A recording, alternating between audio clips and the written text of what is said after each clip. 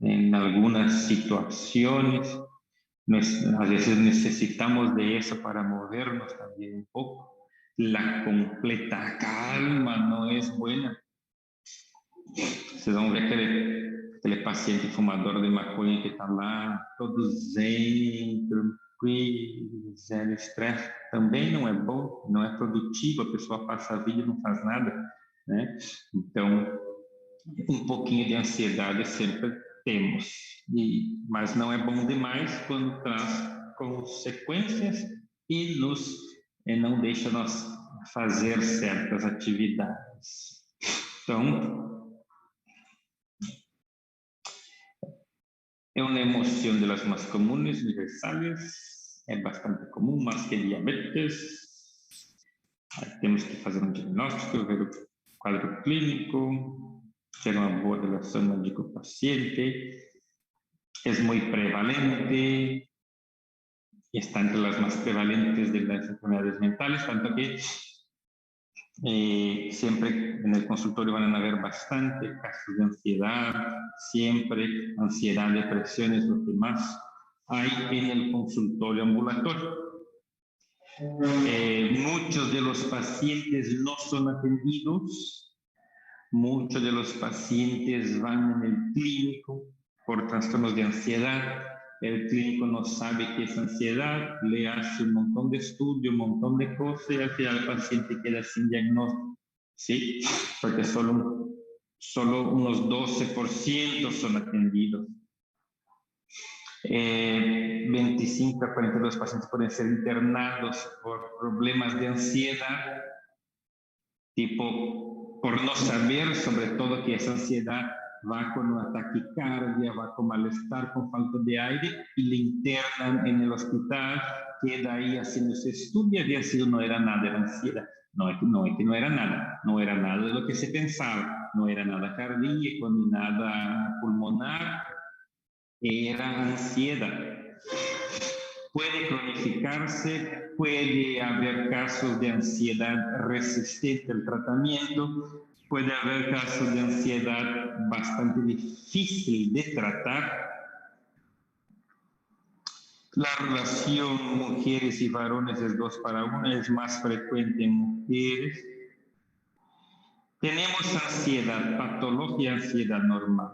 Entonces, una cierta respuesta ante una situación amenazante, que es lo que es normal, ¿verdad? Por ejemplo, viene un perro corriendo acá para morderme, es normal que me dé ansiedad, que yo intente correr de ese perro, sí, eso es normal.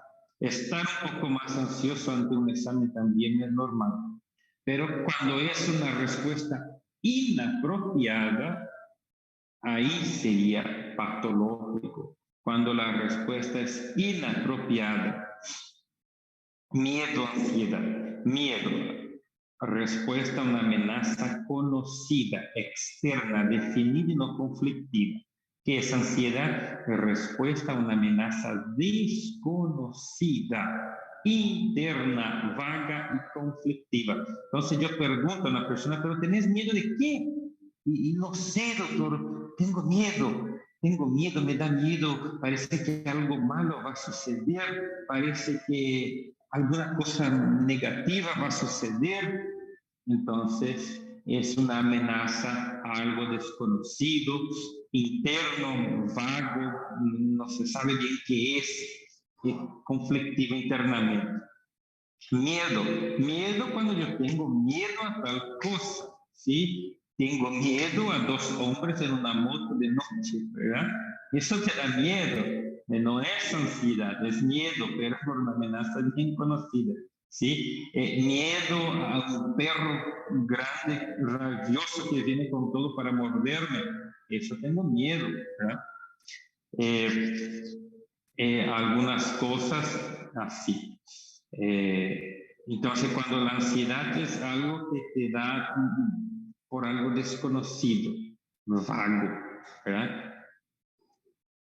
Estrés. El estrés está relacionado con la ansiedad también. El estrés está relacionado con la depresión. Nosotros ya vimos esto.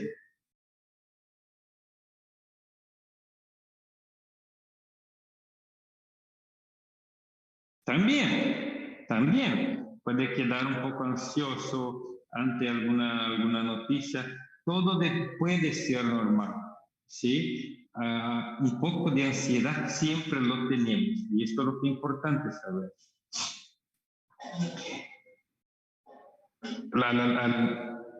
Dimos la clase de depresión, dimos la clase de bipolaridad, ¿sí? Ahora estamos dando la clase de ansiedad. Y en todas ellas nosotros vemos que el estrés es un factor importante. Y el estrés es una condición psicológica donde la persona se deja estresar por determinadas situaciones. Entonces, yo puedo estar en la fila del puente, cruzando el puente a las 7 de la mañana, una fila enorme, y yo puedo estar estresándome con esa fila, súper estresado, súper nervioso porque estoy atrasado. En compensación, una persona en el otro auto puede estar tranquila, tomando su mate, escuchando su música y cruzando el puente. Yo me estoy dejando estresar por esta situación. Y hay personas que se dejan estresar por muchas situaciones. Situaciones de todo el cotidiano se estresan. Y se estresan por tal cosa, y se estresa en el trabajo, y se estresa con su mamá, y se estresa con su hijo, y se estresa con su novio, y se estresa en la calle, y se estresa con esto. Todas las situaciones le generan estrés. Está acá, hay que trabajar el psicológico para no estresarse tanto, porque influye en la ansiedad.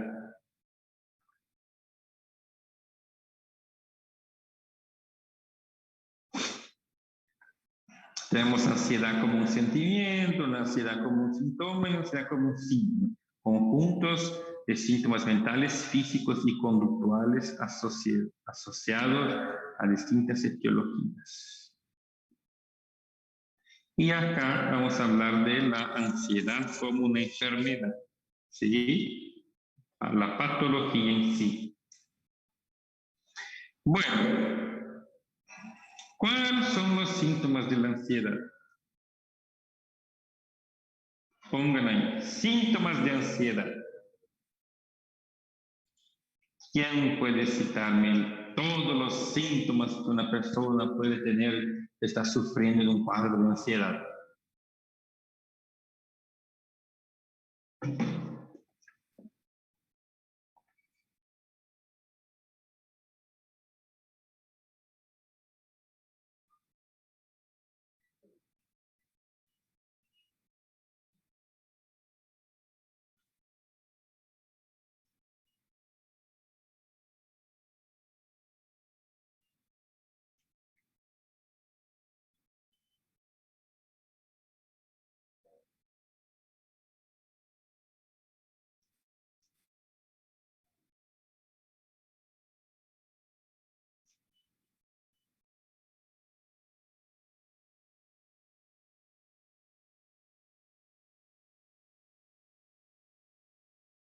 Otros más, participen, gente, participen.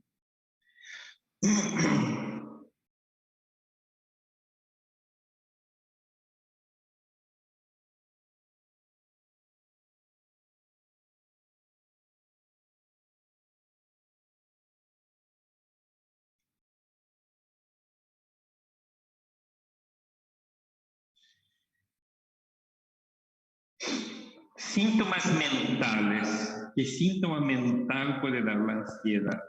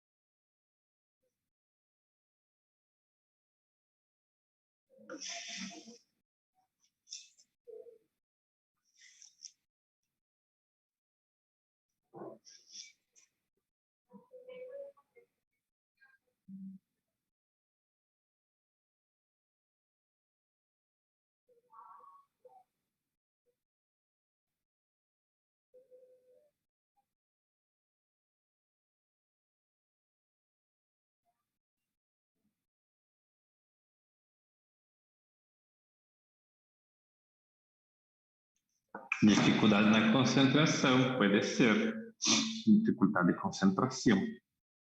Es un síntoma de ansiedad. Hablamos de eso cuando hablamos de atención, ¿verdad?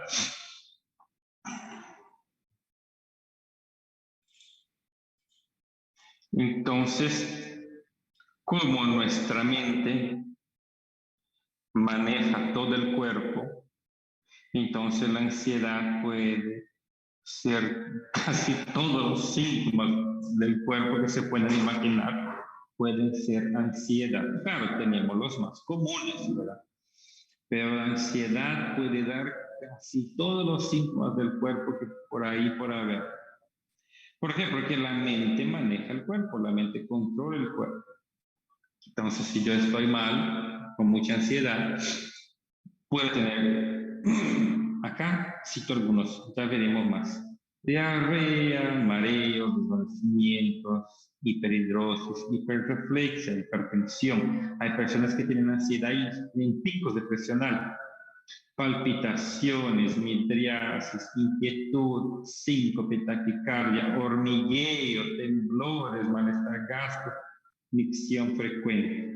Varios síntomas, ¿sí? Acá vamos a ver los síntomas de la ansiedad, síntomas generales divididos por sectores. Entonces, los síntomas motores, síntomas de hiperactividad vegetativa y síntomas de hipervigilancia. Motores, temblor, problemas de contracción muscular, sensación de agitación, tensión, dolor de los músculos por estar así muy tensionado, inquieto, mueve para allá, por acá, fatigabilidad fácil, son síntomas motores. Síntomas de la hiperactividad vegetativa, dificultad para respirar, el principal. Y ahora con el COVID más aún. Dificultad para respirar, opresión torácica, sensación de ahogo, nudo en la garganta, la persona tiene sensación de nudo en la garganta, sudoración o manos frías, húmedas, la taquicardia muy frecuente, boca seca, inestabilidad, mareo, inestabilidad, náusea, diarrea, dolor abdominal, sofoco, escalofrío, micción frecuente. Una persona, por ejemplo, cuando está muy ansiosa, por ejemplo, tiene un examen y está muy ansioso, se va en el baño cada rato va en el baño. Hipervigilancia, sensación de que algo malo va a suceder. Unas respuestas exageradas, atento totalmente. Dificultad para concentrarse, se siente la mente en blanco. Dificultad para dormir, mira, un síntoma muy frecuente. Irritabilidad. Entonces el paciente puede venir a consultar por insomnio y al final su diagnóstico sabe que tiene mucha ansiedad. ¿Está bien? Muchos síntomas pueden dar la ansiedad. Yo una vez me fui de viaje, me iba a ir de viaje con mi hermana y íbamos a ir a Europa por primera vez, ¿verdad? Y ella nunca había viajado de avión y todo. Bueno, y 3 días antes del viaje, ella de noche empezó a gritar de dolor abdominal, pero gritar de dolor y se retorcer en la cama de dolor abdominal y fiebre, estaba mal. Entonces le di una medicación y no pasó, se quejaba. Y después yo le miré, le evalué un poco ahí y pensé que era una apendicitis. Tenía el abdomen duro, en tabla, doloroso, a la palpación doloroso, se quejaba de mucho dolor. O yo pensé que era una obstrucción intestinal, una oclusión intestinal. Y le llevamos al hospital el día siguiente, hizo todos sus estudios y le salió todo normal, no tenía nada, no tenía ni glóbulos blancos aumentados, no tenía nada, de ecografía normal. Y no sabíamos qué era. Y después nos dimos cuenta que era ansiedad por su viaje, que estaba por llegar. Faltaban 2 días para ir de viaje. Y ahí tomó unas gotitas de un calmante para la ansiedad y su dolor pasó, viajó tranquilo y todo. Casi estábamos por cancelar el viaje porque yo pensé que ella se iba a operar de algo. Yo ya pensé que se iba a operar, que era una apendicitis, una oclusión intestinal o algo así. Pero era todo ansiedad, todo ansiedad. Entonces la ansiedad puede dar muchos síntomas en una persona. Y, por ejemplo, en el examen puede salir para que ustedes dibujen eso o que complete con las flechas, ¿sí? En el examen puede salir eso, una con flecha y que le van a unir así, con las flechas. Gotitas de clonazepam. El dibujo acá es solo para demostrar que viene de una amenaza o de un pensamiento. Está involucrado la región del tálamo, hipocampo, la amígdala, y eso se distribuye por todas las partes del cuerpo, dando todos los síntomas que vimos, ¿verdad? Está también la ansiedad desregulados los niveles de neurotransmisores, noradrenalina, serotonina y el GABA. Por eso que el principal tratamiento de la ansiedad es mejorar los niveles de neurotransmisores. El GABA, medicaciones que potencian la actividad GABA, calman la ansiedad de forma momentánea. Por ejemplo, los benzodiazepínicos, ¿sí? Y vemos que los antidepresivos que regulan la cantidad de serotonina y noradrenalina mejoran la ansiedad a largo plazo, que al final es el tratamiento definitivo. Después están factores biológicos, de la misma forma de la depresión, factores biológicos en la genética de la persona. Es muy común tener pacientes con ataques de pánico y ver que hay un familiar que tiene trastorno de pánico también, ¿sí? Si tenés familiares de tu casa con algún trastorno de la ansiedad, es bien, tenés entre 4 y 7 veces más probabilidad de tener un trastorno de ansiedad también, porque los factores genéticos están muy asociados. Factores psicosociales, muchos estresores sociales, son factores precipitantes, son factores agravantes o causales. Consumo de tabaco, de marihuana, de cocaína aumentan los niveles de ansiedad. Mira un poco, parece controversial, ¿verdad? La persona cree que fumando marihuana mejora su ansiedad. ¿Por qué? Porque la marihuana te da la sensación de calma. A maconha, na hora que você fuma ela te dá uma sensação de calma. e parece que acalma a tua ansiedade, mas na verdade está empeorando o teu transtorno de ansiedade, porque acabou o efeito da marihuana, bum, a tua ansiedade volta e volta pior. Então, fatores que influyen. Por ejemplo, hace poco yo tuve muchos casos de pacientes que desarrollaron trastorno de pánico después de consumir marihuana o cocaína. Alguien está con su micrófono prendido.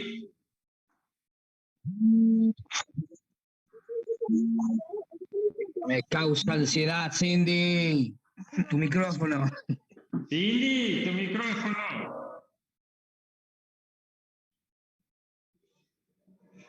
Perfecto.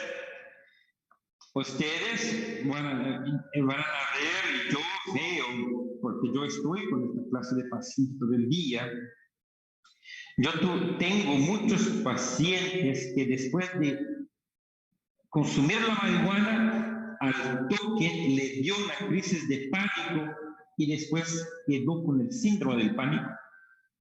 Tuve también pacientes que consumieron ese alucinógeno ayahuasca y tuvieron una crisis de despersonalización, de desrealización ahí, y entraron con cuadros de pánico, ¿sí? Entonces, y después quedan con ese trastorno y tienen que tomar medicamentos por bastante tiempo.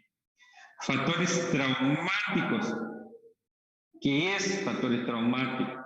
La pandemia. La pandemia es un factor traumático. Un desastre natural en tu ciudad, un problema grave que tuviste en tu ciudad, en tu familia, un asalto a mano armada, que te torturaron, es un factor traumático extremadamente grave. Entonces, factores traumáticos están asociados al inicio de cuadros de ansiedad. Factores conductivos y conductuales. Personas que tienen dificultad en manejar el estrés, personas que tienen una defensa psicológica disminuida. Por eso es importante ir al psicólogo para mejorar tus defensas psicológicas frente a situaciones estresantes. Personas que son muy negativistas, le encantan ver lo negativo y no lo positivo. Personas que se sienten todo el tiempo infravaloradas, ¿verdad? Esas son personas que tienden a tener trastornos de ansiedad. Entonces, ¿qué es el tratamiento de la ansiedad? Lo biológico con la medicación. Disminuir estos factores psicosociales, drogas. La persona tiene una discusión todo el tiempo con el novio, con la novia, y cada vez eso le empeora y le queda más ansioso. Pues bueno, tiene que dejar al novio, dejar el novio, o mejoran la relación entre ellos o se deja. Entonces, o mejoran o se deja. Conductuales, trabajar encima del psicológico con una buena terapia psicológica. Traumáticos, tratar de disminuir esos factores traumáticos, ¿verdad? Trabajar encima de la prevención de estos factores traumáticos. Hacer cosas para que el traumático no sea tan traumático. Por ejemplo, durante la pandemia, donde la gente estaba encerrada en sus casas, se aconsejaba mucho hacer cosas para disminuir eso, tratar de hacer actividad física, tratar de dormir bien, no consumir bebidas alcohólicas, ¿sí? Hacer una actividad intelectual, hacer una terapia online. Esos eran consejos que se estaban dando en la época que la gente estaba muy encerrada en la pandemia. Dormir bien, alimentarse bien, hacer una actividad física, leer alguna cosa, hacer una actividad intelectual, ¿sí? Entonces, dentro de los trastornos de la ansiedad tenemos varios. Generalizada, obsesivo-compulsiva, las fobias, el estrés agudo o estrés postraumático también entra dentro de los trastornos de la ansiedad. Trastorno del estrés agudo es cuando la persona sufrió un estrés agudo y desarrolló crisis de ansiedad encima de eso. Ansiedad, miedo, insomnio. Por ejemplo, fue asaltada hoy o ayer y ahora estoy con miedo, no duermo, no quiero salir de casa, estoy apavorado. Eso es trastorno del estrés agudo. Pero ya pasó 2, 3 meses, 4 meses. Entonces sigo con miedo, no quiero más andar por la calle, tengo miedo de pasar frente a la facultad porque fue ahí que me asaltaron. Entonces eso es trastorno del estrés postraumático, ¿sí?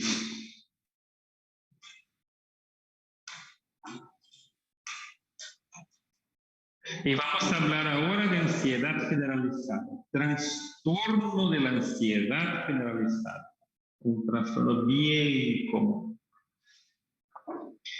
Y vamos a hablar de los criterios, ¿sí? Porque es así que el psiquiatra lo diagnostica, basándose en los criterios clínicos. Hay un análisis de sangre que voy a saber si el paciente tiene ansiedad y no hay. Es basado en los síntomas, en la entrevista. Entonces, para decir que una persona tiene ansiedad generalizada es tener por lo menos 6 meses de tensión, preocupación y problemas de aprehensión notorios acerca de circunstancias y problemas cotidianos. Esa persona que está aprensiva, preocupada, tensionada con cualquier cosa de su día a día, no sabe especificar en qué necesariamente está preocupada, pero se preocupa con todo.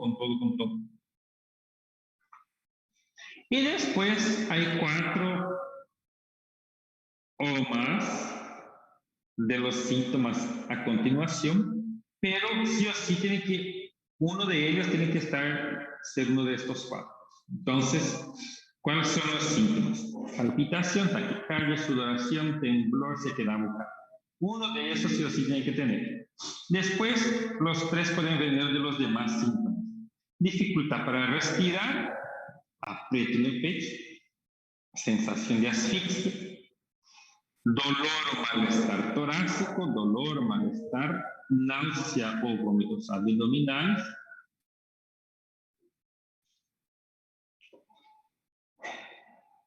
No es que puede haber depresión, pero es bastante común estar asociado a ansiedad con depresión.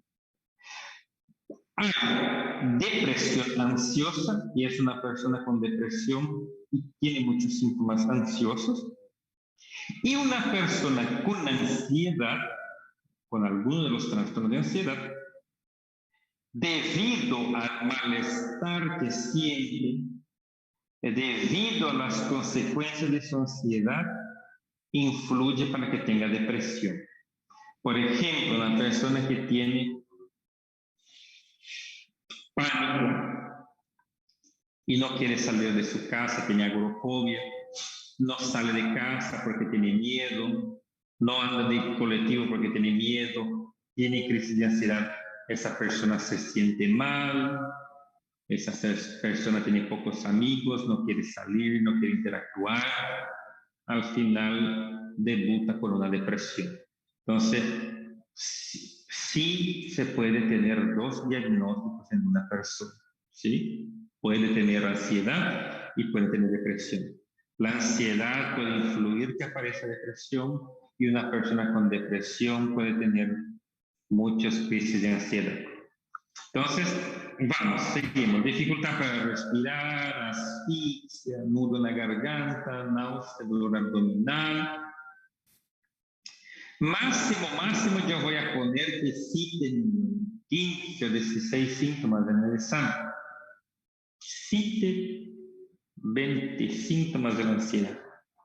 ¿Sí? Que te van a poner uno por uno. Y ahora el próximo, el examen próximo de ustedes ya va a ser escrito, un examen 100% disertativo.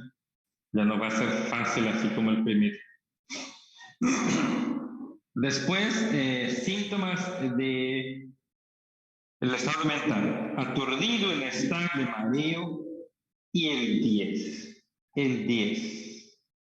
El 10 es desrealización o despersonalización. ¿Qué es la desrealización? Sensación de lo que los objetos son irreales. ¿Qué es despersonalización? De que uno está distante y no realmente aquí. Entonces, la desrealización es la persona que está así, parece que los objetos a su alrededor son irreales o están girando.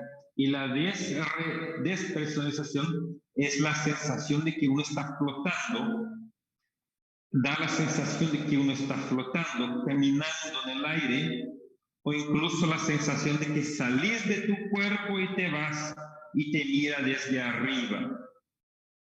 Esto de desrealización y despersonalización es común en estas personas que van en ese ritual del ayahuasca. Ellos consumen ese alucinógeno, tienen esos síntomas de ansiedad que es despersonalización y desrealización, entonces ellos creen que salieron de su cuerpo y que se están mirando, o tienen la sensación de que están mirando hacia su interior. Pero bola es solamente síntomas de ansiedad que la propia sustancia le está dando, pero no tiene nada que ver. Solo que mete cosa religiosa y ahí entonces él cree que salió de su cuerpo y que vio su verdadero yo interior. Pero es nada más, nada menos que unas crisis de ansiedad que tiene bajo el efecto de la droga y después mete un poco de cosa religiosa ahí y ahí después él cree todo eso en su cabeza.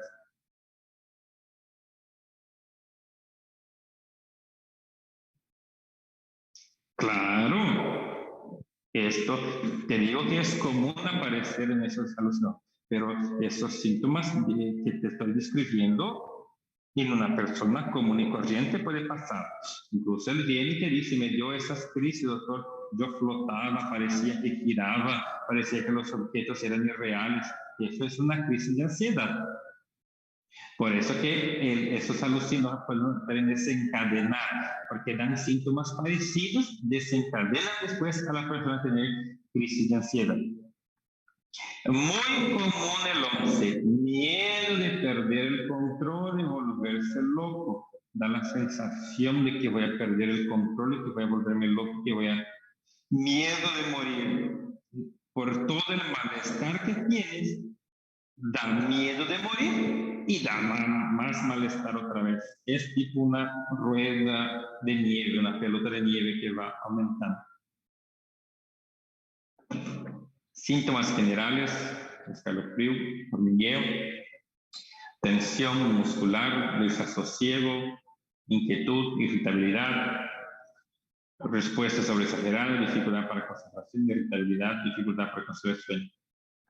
Yo tuve un compañero una vez que él tuvo una crisis de ansiedad muy fea que parecía que estaba teniendo un derrame. Él agarró el auto de su hermana y chocó el auto, o no sé qué es lo que hizo con el auto, pero sé que hizo un problema con el auto, parece que chocó el auto o le llevó una gran multa, no sé. Y entonces llegó su hermano en casa y le retó un montón, el papá le retó un montón y el muchacho tenía 18 años. Le retaron un montón y después de un tiempo el muchacho empezó a ponerse duro y medio que no sentía su brazo, medio que le paralizó un lado la cara, le llevaron corriendo al hospital, le hicieron una tomografía que no podía ser un derrame, pero no era nada, salió todo normal.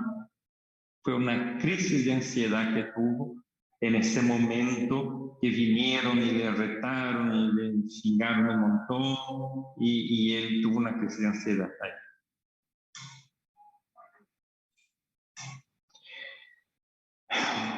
Bueno, después lo que el psiquiatra hace también, aparte de ver los síntomas y entrar en los criterios, es ver los diagnósticos aparte, los diagnósticos diferenciales. Entonces hay que hacer los diagnósticos diferenciales. TOC, pánico, fobia, hipocondría, hipertiroidismo, o que fue netamente por el uso de la sustancia. Si una persona viene con estos síntomas de ansiedad, así con síntomas parecidos, pero le bajó la marihuana hace poco o consumió una cocaína, entonces no es trastorno de la ansiedad generalizada, es por la droga que lo consumió. Pero si después pasó el efecto de la droga y él quedó con esos síntomas, ahí puede ser el diagnóstico de ansiedad.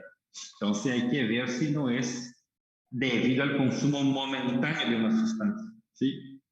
Y eso es todo. Una persona llegó loca en el hospital hablando cosas sin sentido, escuchando voces, todo, y tus familiares dicen, él consumió marihuana hace poco, doctor, ayer.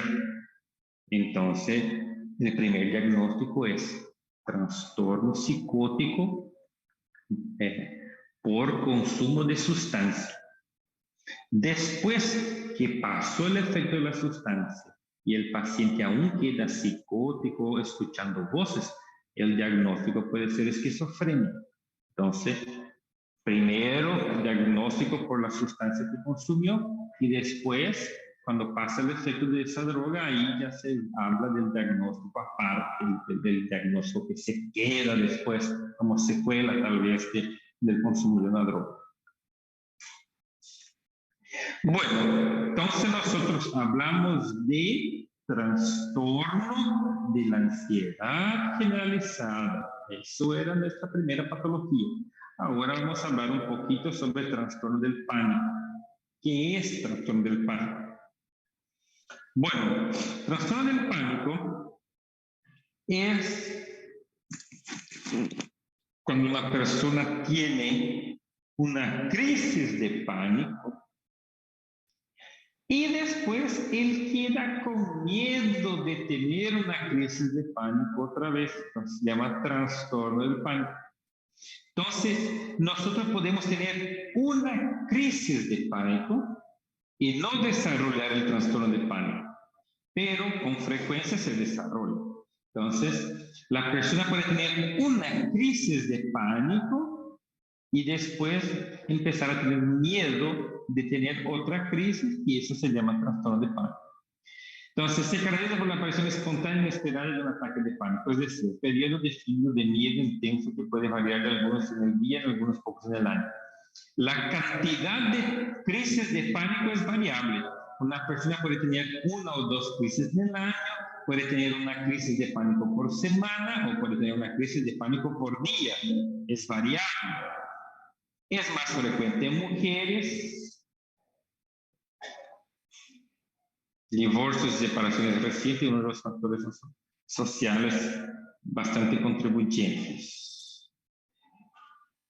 Pero son temas psicodinámicos. ¿Qué son temas psicodinámicos? Son características que pueden hacer que la persona tenga más facilidad de tener una patología. Entonces, aquella persona que tiene dificultad para tolerar la ira, aquella persona que tuvo una separación física o emocional muy significativa, o en la infancia o en la vida adulta. Aquella persona que, por ejemplo, tuvo una mayor responsabilidad laboral. Yo tuve una vez una paciente que ella era funcionaria de una institución y el director de esta institución se le echó y se le puso ella como gerente de la institución y del día para la noche y ella empezó con crisis de pánico. ¿Por qué? Porque ahora ya cambió de rol. Ella era funcionaria, ahora es la gerente, la directora de la institución, entonces ya se puso con esa responsabilidad laboral y esto desencadenó.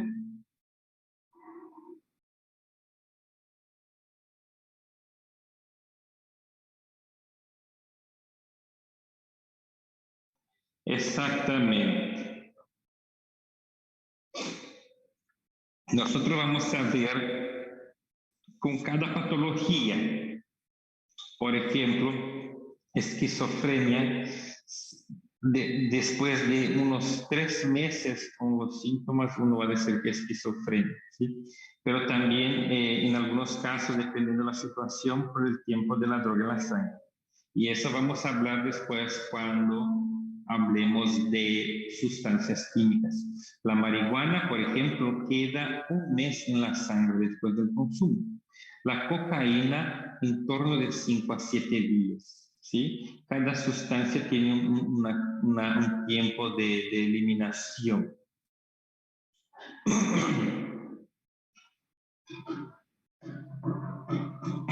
Pero después va por el día de la enfermedad, por el tiempo de la enfermedad también. Por ejemplo, después del consumo de tal medicamento, el paciente empezó con crisis de pánico y ahora ya hace tanto tiempo que tiene tantas crisis, ¿sí? Entonces, personas que tienen mayor viste que hay personas que tienen padres controladores. Hay algunos padres controladores exigentes, bueno. Pero lo que más comúnmente hay es que el hijo siente que sus padres son controladores. El hijo siente que sus padres son exigentes, que sus padres son críticos o controladores. Los padres son normales, como cualquier otro padre que quiere ver al hijo bien recibido, quieren ver al hijo bien casado, quieren ver el hijo con un buen matrimonio, quieren ver el hijo con un buen trabajo. Todos los padres quieren eso para sus hijos, ¿verdad? Entonces, pero el hijo cree que sus padres son controladores y mucho exigentes y mucho críticos. Y ahí se siente atemorizado.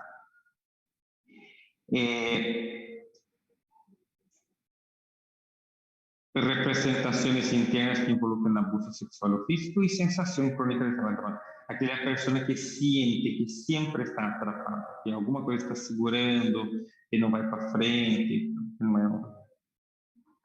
São temas psicodinâmicos. Critérios para um ataque de pânico. 12 critérios para um ataque de pânico. Ataque de pánico imprevisto recurrente. Un ataque de pánico es la aparición súbita de un miedo intenso y malestar intenso que alcanza su máxima expresión en minutos. Y durante estos minutos aparecen 4 más de los síntomas siguientes. Entonces, ¿qué es un ataque de pánico? Ataque de pánico es una persona que está tranquila y de la nada empieza con... Ay, Dios mío, voy a morir. Ay, Dios mío, corazón, por favor. De la nada. O por culpa de un estresante, se peleó con alguien y ahí tiene un ataque de pánico. Pero puede venir de la nada también, pero es bruta, una aparición inmediata, minutos. Y solo dura minutos, un ataque de pánico dura minutos. Y 4 más de estos síntomas. Ahí ustedes van a leer y van a ver que los síntomas son los mismos que ya hablamos antes. Entonces, un ataque de pánico es algo que te empezó ahora, en minutos, inicia bruscamente, con 4 más de esos síntomas, un miedo intenso, un malestar intenso, la persona cree que se va a morir, falta el aire, tiene palpitación, sudoración, malestar, náusea, sensación de mareo, anestesia, desrealización, desesperación, miedo de morir. Y dura minutos nomás, y después pasa. O con la ayuda de una medicación, o va pasando solo. ¿Qué es el trastorno de pánico? Es aquella persona que tuvo el ataque, el punto 1, se cumple el 1 y el 2. Crisis de angustia en estado de recidivante, ¿qué es? Es la crisis, el ataque. Entonces la persona tuvo un ataque de pánico y ahora tiene inquietud persistente ante la posibilidad de tener más crisis. Tuve un ataque de pánico y ahora no tengo, ahora yo no estoy con un ataque de pánico, pero estoy con miedo, inquieto ante la posibilidad de tener una nueva crisis de pánico. Preocupación por las implicaciones o consecuencias de una crisis. Yo quedo preocupado, ¿qué va a pasar si tengo una crisis? ¿Me voy a morir? ¿Me voy a volver loco? ¿Sí? Y cambios significativos del comportamiento relacionado a la crisis. Como por ejemplo, tuve una crisis dentro de una sala de aula y ahora no quiero más entrar en la sala de aula. Tuve una crisis dentro de un ómnibus y ahora no quiero más andar de ómnibus. Tuve una crisis dentro de un supermercado y no quiero más ir al supermercado a hacer compras. ¿Sí? Cambios significativos de comportamiento relacionado a la crisis. No quiero salir solo a la calle de miedo que tengo una crisis y nadie me puede ayudar. Entonces llevo a alguien conmigo. No quiero quedarme solo de miedo a tener una crisis. Son cambios de comportamiento relacionados a la crisis. ¿Se cumplen los criterios? Entonces tengo ahora trastorno de pánico. No importa cuántos ataques tuve, puede ser que tuve uno nomás, pero ahora tengo trastorno de pánico. Hay gente que tiene un ataque de pánico, pero no desarrolla el trastorno. Tuve un ataque y ¿qué tal te sentís ahora? Bien, tuve, pero gracias a Dios ya me pasó, ya no tengo más. Hay esas personas, pero la mayoría desarrolla el trastorno de pánico. Ausencia de agorafobia, la que se gusta se debe a efectos de una sustancia,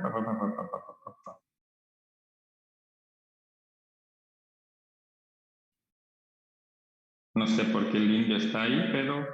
sí. La prevalencia, los indios también no. Y esto para que ustedes vean que las personas que tienen una vida más tranquila, por ejemplo, una persona que talha pocos factores estresantes, por ejemplo, un indígena que de medio del Amazonas, esa persona no se preocupa con horario, no se preocupa con horario de trabajo, no tiene que, un montón de cosas, ¿verdad? Y esa persona no va a tener ataque de pánico, no va a tener trastorno de ansiedad. El trastorno de la ansiedad está cada vez más frecuente en la sociedad moderna. Vamos estresando más, preocupado con horario, preocupado con eso, discusiones en casa, discusiones con novio, con novia, problemas económicos, estrés de allí, corre para allá, tengo que estudiar, tengo que trabajar, tengo que esto, tengo que aquello. La vida más agitada nos está llevando a tener más trastorno de la ansiedad, ¿sí? Por ejemplo, ahora todo el tema de la pandemia, quedamos encerrados, ¿verdad? Alguien que vive en el interior, por ejemplo, yo tuve mi tía y mi abuela que viven en el interior, a minha avó mora num sítio, a vida dela não mudou nada, eles já não saíam de casa mesmo, eles só ficavam lá, só iam no mercado uma vez por mês, né? Então mudou a vida deles na pandemia? Nada, a vida seguiu a mesma. Quem mora na cidade mudou, os alunos mudaram. Então, são fatores que influem, né?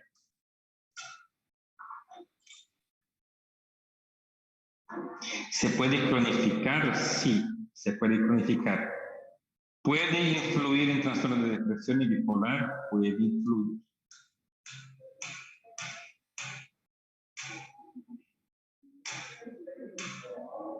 Riesgo de suicidio.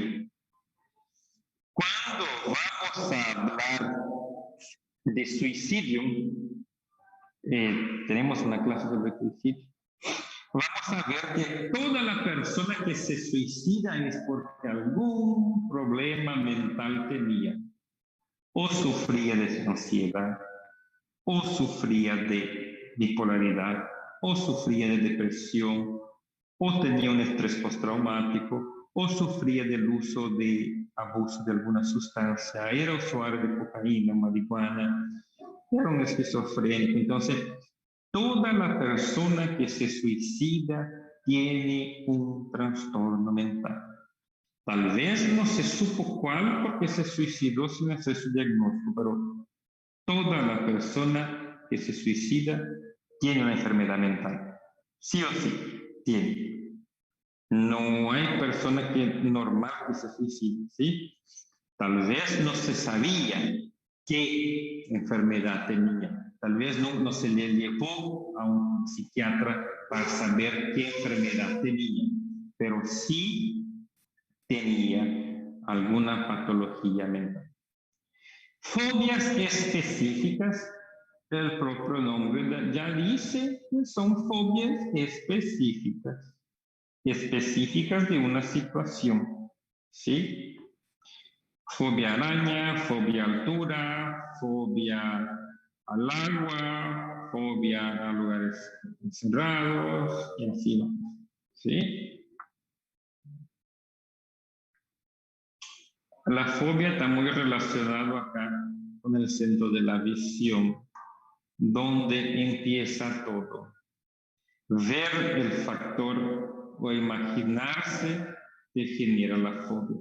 Por ejemplo, una persona que tiene fobia por ejemplo, arañas, solo hablar de arañas puede aumentar su ansiedad. Acrofobia, miedo a las alturas, o fobia a las alturas. Agorofobia, miedo al espacio. A ver, la definición de agorofobia es importante. Mira, agorofobia es miedo a espacios abiertos, por ejemplo, un puente, un campo de fútbol, un gran bosque, un gran estacionamiento, o a espacios cerrados con mucha gente. Ejemplo, un cine, un concierto, un show. ¿Por qué? Porque tiene miedo de tener una situación embarazosa, una crisis de ansiedad y no poder tener auxilio. Ese es lo que pasa en el paciente agorafóbico. Miedo de que tenga una crisis de ansiedad o que pase mal y que nadie le pueda salvar. Entonces puede ser un espacio abierto, grande, o un espacio cerrado con muchas personas. Después, la claustrofobia es miedo al espacio cerrado. Doctor, una pregunta. Diferente. Sí. ¿Es agorafóbico todo el tiempo o se puede ser en cierto momento de su vida? Cierto momento de su vida. Puede aparecer espontáneamente. Claro, y puede tratarse y no ser lo más agorafóbico. Pero vamos a ver ahí en la próxima slide, dice de 6 meses. Entonces, puede ser que empiece ahora. Nunca fue, pero ahora va a ser. ¿Sí? A veces está relacionado con una crisis de ansiedad. Tuvo una crisis y ahora tiene miedo de tener crisis y no tener auxilio cuando está en un lugar abierto o cuando está dentro de un teatro, de un cine, y ahí se llama agorafobia. Bueno, hay hidrofobia, miedo a gatos, hidrofobia, miedo al agua, claustrofobia, miedo de espacios cerrados, pero la claustrofobia es espacios cerrados más chicos, generalmente sin gente, un ascensor, una sala, un baño. Sinofobia, miedo a perros, misofobia, miedo a la sociedad o las gérmenes, pirofobia, miedo a fuego, xenofobia, miedo a extranjeros, zoofobia, miedo a animales, y hay un montón de otros más, incluso unos bien extraños, ¿sí? Unos bien extraños. Miedo a grandes lagos profundos, me olvidé el nombre, miedo a flores, miedo y mira, tengo un paciente muy interesante, mitomanía. ¿Saben lo que es la mitomanía? Sí, yo conocí una chica mitómana. Te mintió un montón. Bueno, la mitomanía es la adicción por la mentira, que puede estar desarrollada por un miedo de decir la verdad. Entonces la persona empieza a desarrollar cierto miedo de decir la verdad, miedo a la consecuencia de la verdad, y entonces miente. ¿Sí? Ayer tuve un paciente así. Empieza con pequeñas mentiras, pero sobre todo con el miedo de la crítica ante la verdad, y después empieza a mentir, a mentir, a mentir, a mentir, a mentir. Hay gente que ya no consigue decir la verdad. Personas que mienten. Por ejemplo, quiere ir a sentarse en la plaza, pero su mamá pregunta, ¿dónde te vas? Y te dice, me voy al supermercado. ¿Por qué no le dice que se va a la plaza a sentar? Y no dice, tiene miedo que la mamá le rete por ir a la plaza, pero la mamá es algo psicológico, pero es El mentiroso, sí, es una película de mitomanía. Entonces van a ver que yo encontré una vez en unas fobias bien extrañas en una página en Facebook que es Ministerios del Mundo, y ahí dice los principales miedos o fobias, y hay unos cuantos bien raros.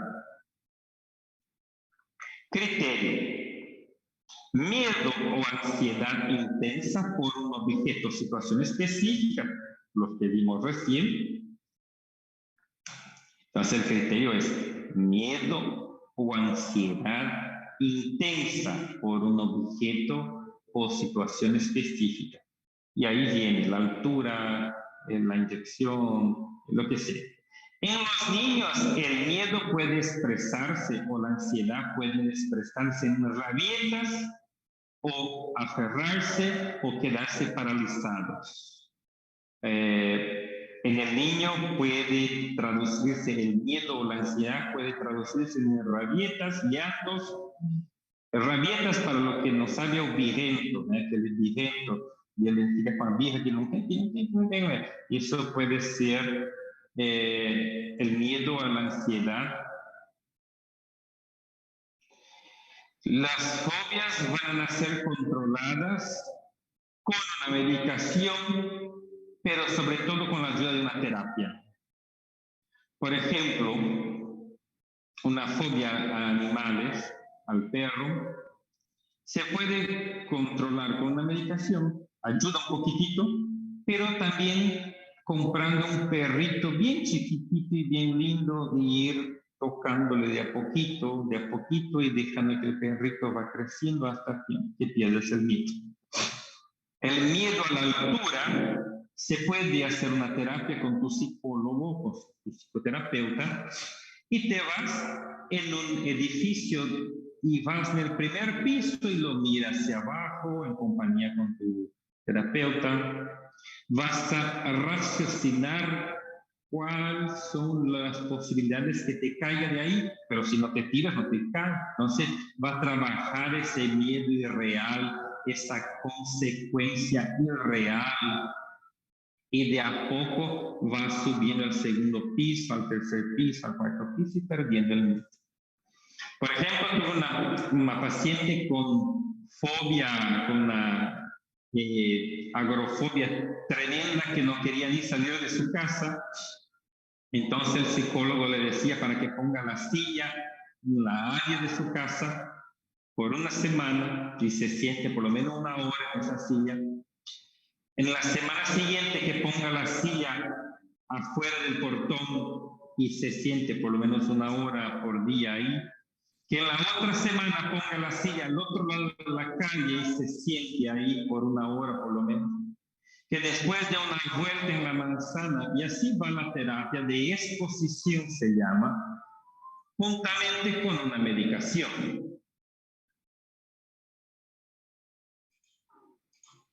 Y así, el objeto o la situación fóbica casi siempre provoca miedo, malestar, se evita. Entonces, se evita. Si yo tengo miedo a altura, no me voy en un edificio. Me invita para una fiesta en una terraza, no me voy. Si yo tengo miedo al agua, me invitan a la playa, no me voy. Es desproporcional al perigo real.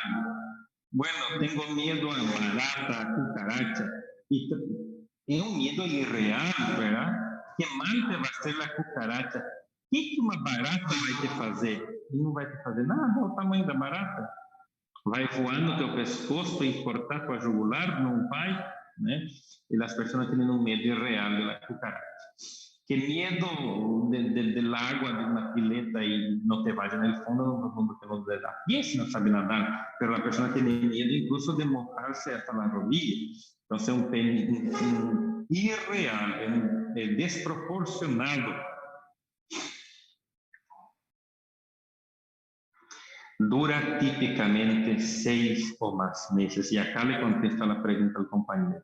¿Puede ser toda su vida? No, empezó recién, empezó después de alguna situación hace poco. Y si tratando, puede mejorar. Y causa malestar significativo. Tu novia vive en el 10º piso de un departamento, bueno, termina con la novia, no vas a visitarle nunca porque vive en el 10º piso de un edificio. Entonces te trae malestar significativo.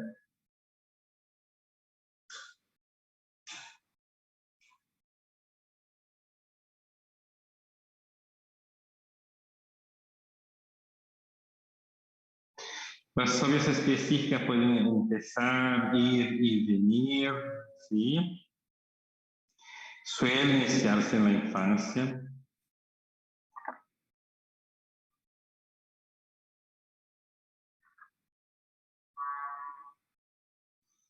Hay personas que desarrollan fobias al caer, tipo, no quiere caminar de miedo de caer.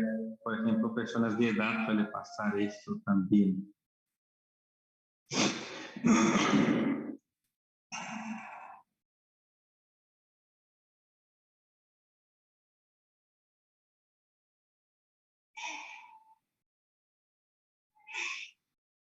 Y hacen que el paciente tenga mucha ansiedad. Bueno, riesgo suicida, debido a fobias específicas, son las 60% más probables de hacer un intento de suicidio que individuos sin el diagnóstico. Sin embargo, es probable que estas tasas elevadas son solamente debido a la comorbilidad con trastorno de personalidad y de ansiedad. Bueno, y agorafobia, yo ya le hablé. La agorafobia es el miedo o el temor, claro, el quedarse paralizado, por ejemplo, en los niños es un síntoma de ansiedad. Entonces, la agorafobia es miedo o temor de un lugar abierto o de un lugar cerrado con mucha gente, ¿sí? Esa es la definición. Entonces, el criterio. Miedo o ansiedad intensa cerca de 2 o más de las situaciones. Puede ser miedo a un transporte público, autobuses, un barco, un avión, un tren.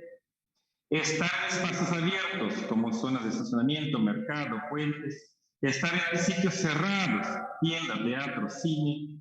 Hacer cola en los supermercados frente a la multitud. Estar fuera de casa solo. Entonces, son criterios de agorafobia, ¿sí?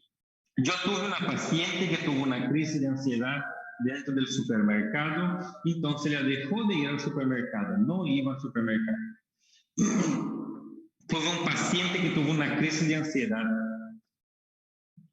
acá, camino a Foz do Iguazú, mientras estaba yendo hacia el puente. Y después desarrolló una agorafobia que no podía más ir a Foz, no podía cruzar el puente. Porque, ¿qué pasaría si él se pone trancado en la fila, en el medio del puente, y le pasa algo? no puede ir hacia adelante ni hacia atrás porque está trancado ahí en la fila. Ya me pasó por la cabeza también eso. ¿Qué pasaría si me quedo trancado acá en la fila? Pero ahí él, ¿qué hizo él? Ya no iba más a Foz, ya no se iba más, ya no se estaba yendo. Empezó a ser tan grande su ansiedad que ya no se iba más. El individuo teme y evita estas situaciones, colectivo, avión, tren, puente, teatro, cine, con la idea de que salir de ahí o pedir ayuda, ¿verdad?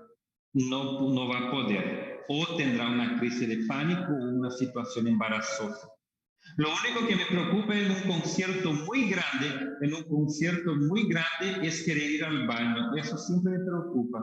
Cuando me voy en un concierto que está una multitud, siempre mi pregunta es, si quiero ir al baño, ¿qué voy a hacer acá en el medio de esa gente? Es la única preocupación. Pero me voy en el concierto igual. El paciente con agorafobia no se va en el concierto. Principalmente estos conciertos, esse show onde a entrada é um quilo de alimento não perecível, que vai tudo aquele povão, top de gente. Aí você está lá no meio e aí vem a ansiedade.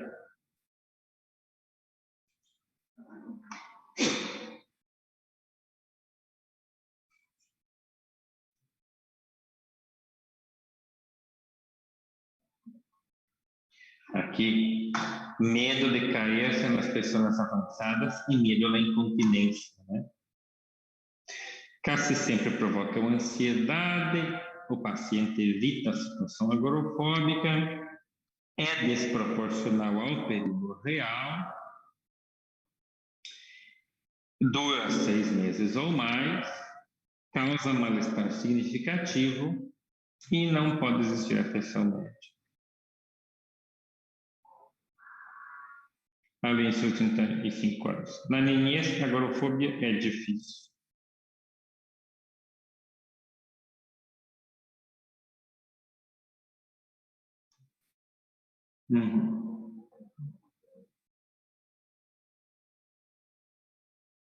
Claro. Y la agorafobia grave, el paciente tiene problemas gravísimos. ¿Por qué? Muchas personas con agorafobias graves son incapaces de ir a trabajar, no consiguen salir de su casa, no va a tener un relacionamiento porque le van a invitar a salir a cenar y no se va, vão convidar para ir para o cinema e não vai, convida para ir para um show e não vai, então logo o namorado ou a namorada já se cansa, já começa a brigar, já termina o relacionamento, Pierde el trabajo es a tantos quilômetros de sua casa, mas a pessoa não consegue pegar ônibus porque tem medo de entrar no ônibus e não vai de carro porque não tem carro, Então, deixa de trabalhar por causa disso e estas consequências são gravíssimas. Diagnóstico diferencial.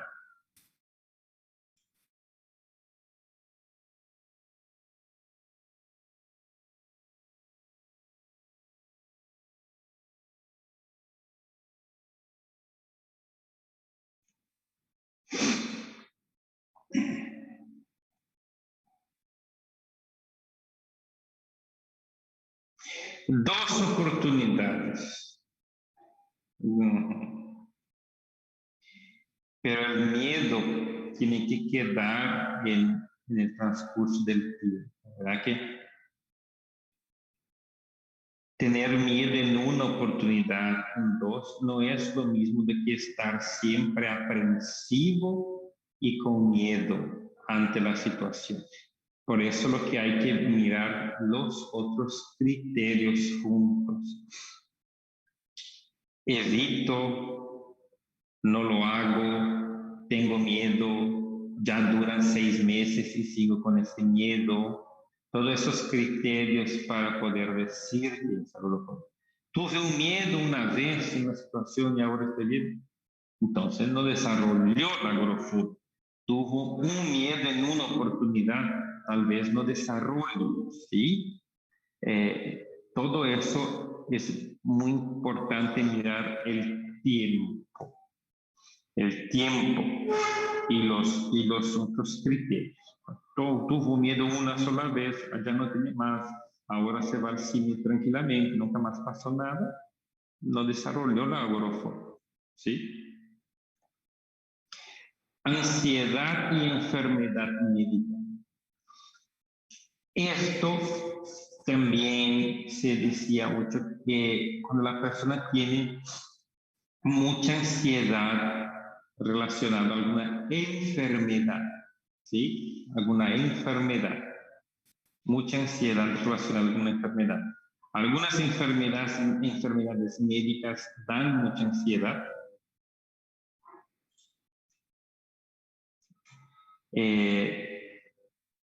Algunas sustancias dan mucha ansiedad. Algunas sustancias en abstinencia dan ansiedad. Cualquier persona que consuma bebida alcohólica continuamente y deja tiene ansiedad. Cualquier persona que fuma y deja tiene ansiedad. Cualquier persona que consume marihuana, cocaína a repetición deja tiene ansiedad. Entonces, sustancias en su estado de abstinencia dan ansiedad. Algunas sustancias aumentan los niveles de ansiedad. El abuso de algunas sustancias aumenta la ansiedad. Enfermedades médicas pueden tener mayor nivel de ansiedad. Por ejemplo, una persona que tiene una enfermedad vascular cerebral. Yo tuve una paciente así hoy. Ella tuvo un derrame y una señora joven, tiene 30 y tantos años, y ahora está en medio, está paralizada la mitad de su cuerpo, tiene una hemiplegia, quedó en silla de rueda. Entonces la señora estaba con una ansiedad y una depresión tremenda. Gritaba en la casa, en su silla de ruedas, se desesperaba, no dormía. Entonces, ahora creo que Ana vio la paciente hoy conmigo, vino en silla de ruedas.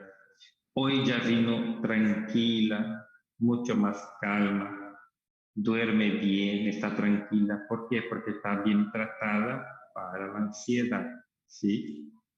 Y era una ansiedad después de su derrame. Bueno, diagnóstico, ya hablamos, tratamiento de la ansiedad. Sobre todo trabajar la parte psicológica. Para hablar del tratamiento, volvemos allá en los factores etiológicos. Entonces, hay factores psicológicos, entonces hay que tratar con psicología, con terapia, ejercicios para aliviar la ansiedad, ejercicios de control de una crisis de pánico. Viste que cuando una persona tiene un ataque de pánico, lo primero que hace la crisis de pánico es aumentar la frecuencia respiratoria.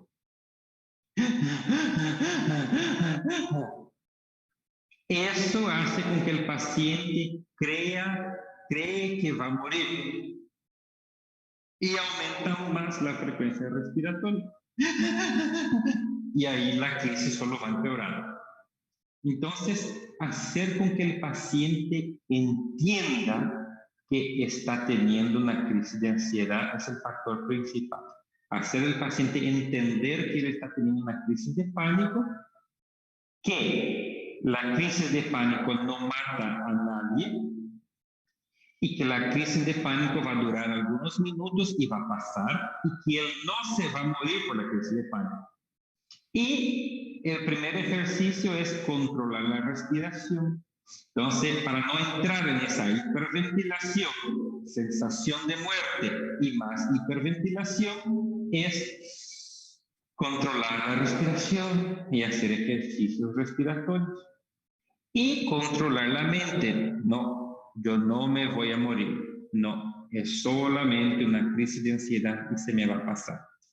Entonces, estas terapias, esos ejercicios van a ayudar al paciente a controlar las crisis de ansiedad, generalmente las más leves. Cuando son crisis un poco más fuertes, va a necesitar que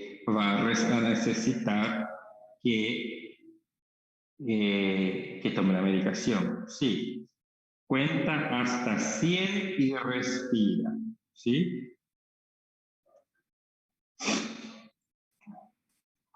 Entonces, la educación, terapia y después disminuir los factores estresantes y la medicación. ¿Qué es el tratamiento medicamentoso para la ansiedad?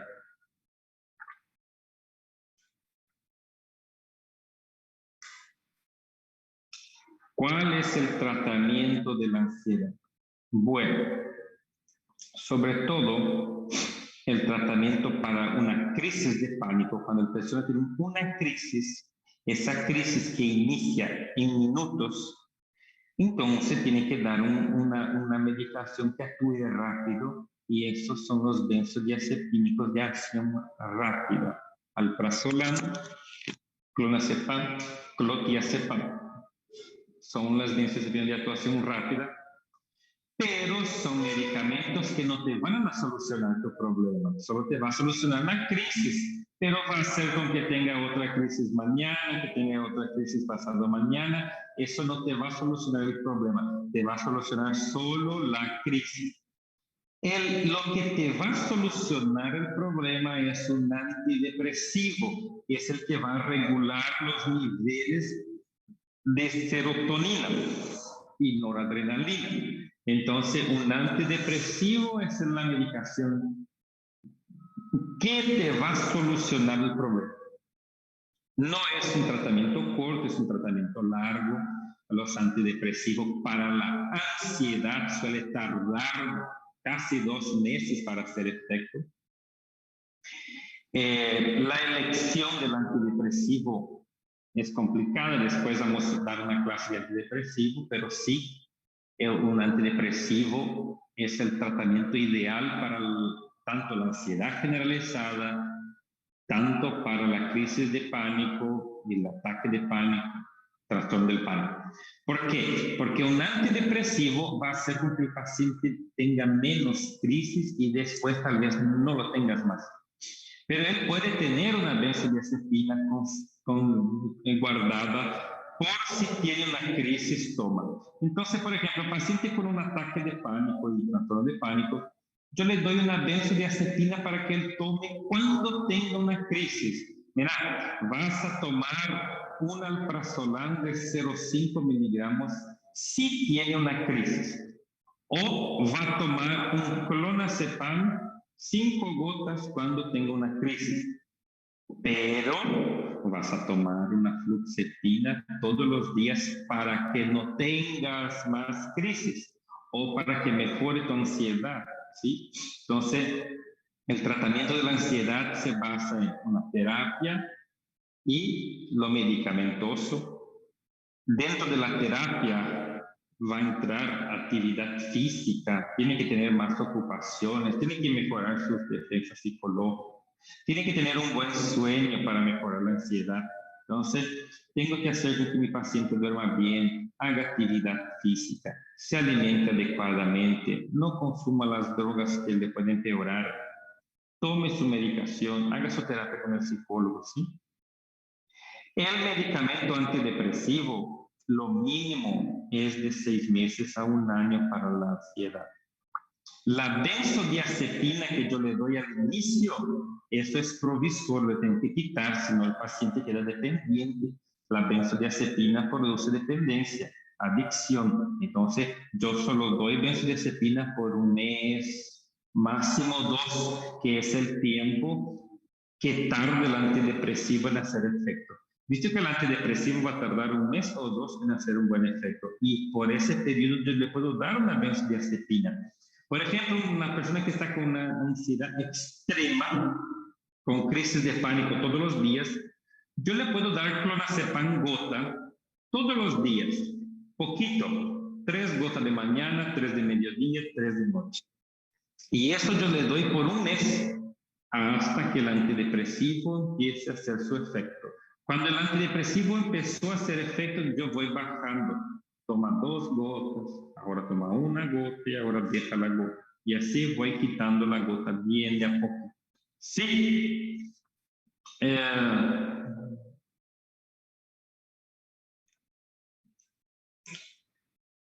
Propanolol, atenolol suele ayudar un poquito.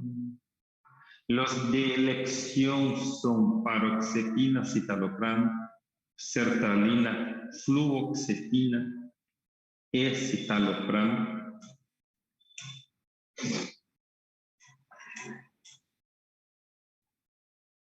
¿Puede una persona quedar con tratamiento por mucho tiempo? Puede.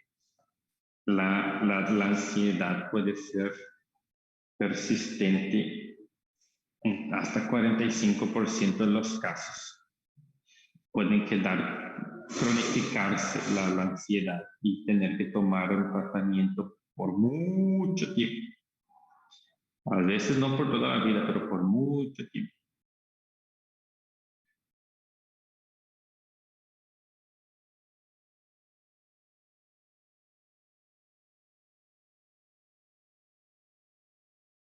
No, difícilmente un paciente con ansiedad se interne en un hospital psiquiátrico. Eso no va a pasar. No es criterio de internación con cuadros de ansiedad, ¿sí? Criterios de internación son agresividad, abstinencia, psicosis, ¿sí? Cuadros psicóticos, ideación suicida muy fuerte, cuadros de agitación. Esos son cosas para internación. Cuadros de ansiedad no se va a internar, difícilmente que se interne. Estos pacientes se manejan siempre ambulatoriamente, con controles cercanos, ¿verdad? Hasta que se va mejorando. Allá en el hospital psiquiátrico hay consultorio. El paciente va a consulta con un psiquiatra y se va a casa. Dentro de un mes consulta otra vez y así hay. Eso se llama ambulatorio.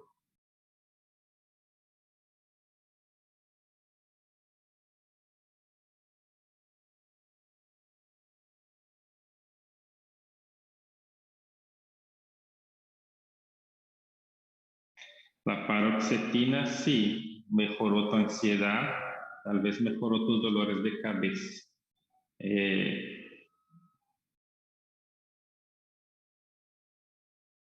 No, el viaje a Asunción aún no se puede porque no se liberó allá. Solo cuando me liberen el viaje a Asunción les voy a llevar. ¿Quién tiene dolor? Para dolores de cabeza hay que ver si alguna de las medicaciones no te puede estar causando dolor de cabeza. Y la amitriptilina es una de las mejores opciones para los dolores de cabeza. Tomar media pastilla de 25 miligramos a la noche es una de las mejores opciones para mejorar el dolor de cabeza, que podría ser un efecto colateral de tu líquido. La paroxetina ayuda un poquito, pero no tanto. Pero mejoró, claro, porque bajaste el líquido. Oh, profe, Sí. no sé si puede hablar sobre eso. Sobre aceite de cannabis. Yo estuve hablando con una alumna, a Cerato se fue. Ela dije, su hija se tomaba 7 más o menos. Sofre epilepsia desde 9 días de edad. Disminuiu demasiado después que empezó a usar aceite de cannabis, se disminuiu de 7 para 3. Aún se continua com ácido como que é? Ácido valproico. Sí. E tem mais 2 que não me recordo agora, pero o que se pode falar sobre isso e qual é sua influência em la ansiedade, em la depressão, nas crises, sim, nas crises epiléticas, sobre em sistema nervioso, não? Es un tema bastante largo, difícil hablar así rápido. Tengo 10 minutos nomás.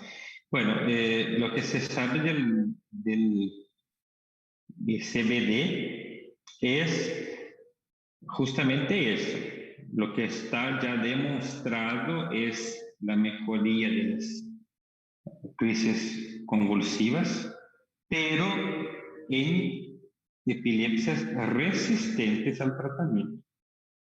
Y después en fibromialgias, dolores crónicos, que también se demostró su mejoría. En la ansiedad y en la depresión aún es muy nuevo, ¿verdad? Aún es muy nuevo. No, sobre todo, no confundir CBD o aceite de cannabis con marihuana, ¿sí? No confundir eso. No es la misma cosa y completamente diferente. La marihuana, tanto fumada como comida en un bolinho, cualquier cosa, solo empeora la ansiedad. Pero el CBD, por tener otras características de la unión con otros receptores, los receptores cannabinoides, en algunos estudios demostró alguna mejoría en los casos de ansiedad. Solo que son estudios muy recientes y con muy pocas personas, así que aún no da la confianza plena al médico a decir, wow, voy a usar CBD como loco. No. Entonces, prefiero usar una medicación que está bien elaborada, bien descrita, bien conocida, bastante conocida sus efectos colaterales, bastante conocida su efectividad a años, ¿verdad? Do que usar algo nuevo que aún se desconoce 100% su mecanismo de actuación, aún se desconoce sus riesgos de consumo a largo plazo, porque ustedes saben que cocaína, una época era utilizada como un anestésico ocular y utilizada para otras cosas. Entonces, después se vio que no era bien así, que era un problema y una droga de alto poder adictivo con grandísimas repercusiones a nivel cerebral y cardíaco y renal. Entonces, es complicado agarrar algo tan nuevo y decir que es milagroso, es muy bueno. Yo suelo tratar, voy a esperar más, yo voy a esperar más, que salgan más estudios, sobre todo cuando me vaya en un congreso grande, ver cómo se está utilizando ahí en otros países, en otras clases de pacientes, ver trabajos más grandes en mayor espacio de tiempo también para empezar a usar, ¿sí? Mejor usar algo que ya se sabe bien cómo actúa. Para la ansiedad y la depresión aún no hay así trabajos espléndidos que te amparen completamente. Porque como eu estou perguntando isso, por quê? Porque, na verdade, eu pensei assim, poderia ser uma salida para que se empeça um tratamento e depois se pode ir sacando, não sei, se pode substituindo e depois, porque a minha ideia é, parece que nunca se termina um tratamento psicológico, um tratamento psiquiátrico, na verdade, com os fármacos. Parece que é por toda a vida, sim? E parece que é só trata os sintomas. E é isso No. que não é assim? No, no es así, no es así. Algunas patologías, esquizofrenia no tiene cura y ni con CBD, con eso no va a funcionar. Bipolaridad tampoco tiene cura, ¿verdad? Pero la ansiedad sí, la ansiedad bien tratada, pánico, el paciente va a mejorar y tiene grandes posibilidades de no ser médicamente controlado. La depresión lo mismo, la depresión de tratamiento es de un año, la gran mayoría de los pacientes van a mejorar, pero sobre todo con un buen tratamiento. Lo que pasa es que hacen mucho tratamiento mal hecho, mala medicación, mala dosis y por tiempo insuficiente. Ese es el gran problema de que no mejoran a veces. Pero no creer que porque viene de una planta es natural. CBD no es natural, es una sustancia química como cualquier otra, solo que viene de una planta, pero es natural. El opio, ¿verdad? También es una sustancia con alto poder adictivo y venía de una planta, la morfina. Entonces, no creer que porque viene de una planta es natural y porque viene de una planta te hace bien. Es una sustancia química, ¿sí? Solo que una sustancia química que se agarró de una planta y todo eso es el CBD. Entonces hay que cuidar con eso. A veces creemos que todo lo que es natural es bueno y no es así. No es que porque viene de una planta te va a hacer bien, ¿verdad? Hay que darle más tiempo para ver, pero no necesariamente el paciente psiquiátrico va a ser de por vida. En algunas patologías sí, pero no todas. La gran mayoría el paciente puede mejorar. La gran mayoría de los trastornos mentales el paciente puede mejorar. Todo lo que serían las fobias, ansiedad, depresión, post-trauma, TOC, los trastornos de personalidad, todo. Lo que no tiene, sí, bipolaridad, esquizofrenia, ¿verdad? Eso es lo que no tiene, pero son pocas las que el paciente toma medicación de por vida. Solo que lo que pasa es que las personas hacen muy mal sus tratamientos, ¿sí? Hacen muy mal su tratamiento. Van una vez, agarran la medicación y quedan en casa tomando. No quieren ir otra vez al psiquiatra porque tienen que pagar la consulta o porque la cita en un hospital público es para 3, 4 meses, 6 meses. Entonces el paciente no se va, toma nomás la medicación y no se hace el debido control para ir disminuyendo, para ir cambiando, ¿verdad? Por ejemplo, para la medicación de dormir tampoco es para siempre. Uno empieza con una medicación de dormir, trata la ansiedad, después lo quita y después usa algo más natural, por ejemplo, la melatonina, una valeriana, así, y al final el paciente queda durmiendo bien otra vez, tranquilo, trató el insomnio. Pero si el paciente va a la farmacia, compra un clonazepam, queda de por vida tomando eso para dormir, nunca se cura. Entonces, más bien es por eso, por las malas terapias, mala decisión de tratamiento, lo que el paciente toma de por vida medicación. ¿Sí? Bueno, pero vamos a ir hablando más de medicación en la próxima clase. Perfecto. Hay una clase que vamos a hablar de medicación también y vamos a volver a tocar estos temas de adicción a la medicación y todo eso. ¿Sí? Bueno, espero que tengan una buena semana, pasen bien, hayan aprendido un poquito sobre ansiedad y seguro que muchos de ustedes van a poder ya dar una dirección mejor a sus pacientes. Perfecto. Chao, gente. Nos vemos.